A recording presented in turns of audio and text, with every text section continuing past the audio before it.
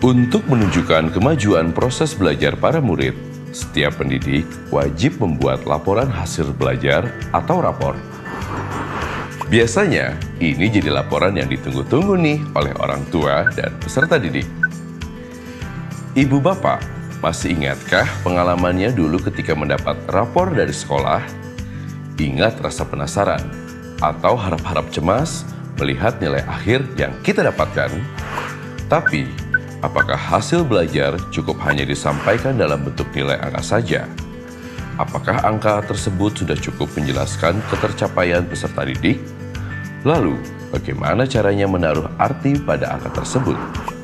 Pada prinsipnya, laporan hasil belajar atau rapor perlu berisi informasi mengenai pencapaian hasil belajar peserta didik. Dalam prinsip asesmen, ada 4 kriteria laporan hasil belajar yang baik, yaitu sederhana dan informatif, memberikan informasi yang bermanfaat, berisi kompetensi yang ingin dicapai, terdapat strategi atau rekomendasi tindak lanjut bagi pendidik, satuan pendidikan, dan orang tua.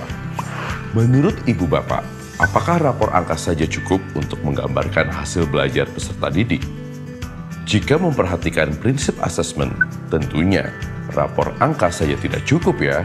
Ibu bapak, jika rapor hanya berupa angka, bagaimana peserta didik dan orang tua mengetahui kompetensi apa saja yang sudah atau belum mereka capai? Lalu apa dong solusinya? Bisa dengan memberikan deskripsi agar memberikan makna pada angka-angka yang ada di rapor. Bagaimana ya cara menyusun deskripsi dalam rapor? Ada 3 cara loh yang bisa dipilih.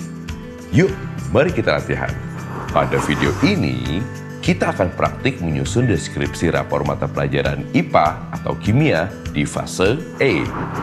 Terdapat 3 cara dalam menyusun deskripsi rapor yang mengacu kepada capaian pembelajaran, alur tujuan pembelajaran, poin-poin penting dari materi yang sudah diberikan.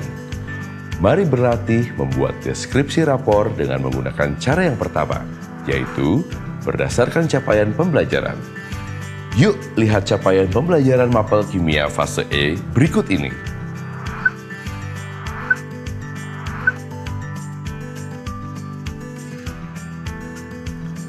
Dari hasil pengolahan asesmen, kompetensi yang sudah dicapai Putra diantaranya mengidentifikasi, mengajukan gagasan, dan mengkomunikasikan. Namun, Putra perlu meningkatkan kompetensi dalam merancang solusi dan mengambil keputusan. Untuk bisa membuat deskripsi yang lebih spesifik, silahkan Bapak Ibu lihat pada dokumen capaian pembelajaran per fase, khususnya di bagian CP per fase berdasarkan elemen. Dengan demikian, deskripsi yang dituliskan dalam rapor adalah sebagai berikut. Selanjutnya, cara yang kedua adalah menulis deskripsi rapor berdasarkan alur tujuan pembelajaran. Mari perhatikan alur tujuan pembelajaran dalam mata pembelajaran kimia berikut ini. Langkahnya sama seperti cara pertama, yaitu menentukan kompetensi mana yang sudah dicapai dan mana yang masih perlu ditingkatkan. Namun, yang membedakan, yang dianalisa di sini adalah kompetensi yang lebih spesifik berdasarkan ATP. Berdasarkan analisa, capaian kompetensi yang sudah dicapai Putra, yaitu kemudian selanjutnya, capaian kompetensi yang masih perlu ditingkatkan oleh Putra, yaitu dengan demikian, deskripsi yang dituliskan dalam rapor adalah sebagai berikut.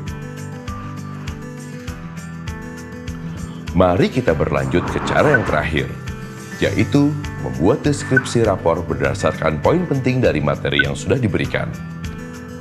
Untuk menuliskan deskripsi rapor menggunakan cara ini, Ibu Bapak bisa melihat data kumpulan pengolahan nilai sumatif yang sudah dilakukan. Berdasarkan data pengolahan nilai, dalam lingkup materi apa Putra mendapatkan nilai tertinggi? Ya, capaian kompetensi tertinggi dapat terlihat pada materi pemanasan global. Selain itu, apakah ada materi lain yang juga menunjukkan hasil yang tinggi? Betul sekali, dalam materi penulisan reaksi kimia, Putra juga mendapat nilai yang tinggi. Selanjutnya, Dalam lingkup materi apa Putra mendapatkan nilai terendah? Ya, dalam lingkup materi mengenai analisa fenomena alam, Putra mendapat nilai terendah. Dengan demikian, deskripsi rapor dapat ditulis sebagai berikut. Bagaimana Ibu Bapak? Apakah sudah siap untuk menulis deskripsi rapor?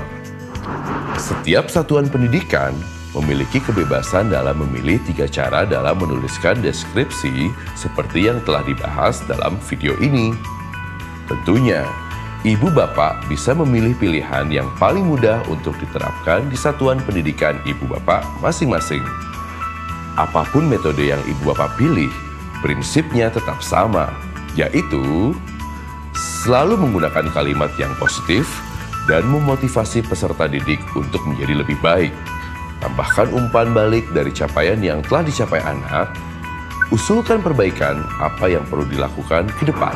Selamat menulis deskripsi rapor Ibu Bapak. Semoga dalam pembagian rapor nanti, peserta didik dan orang tua bisa mendapatkan laporan hasil belajar yang lebih bermakna dari sekedar deretan angka.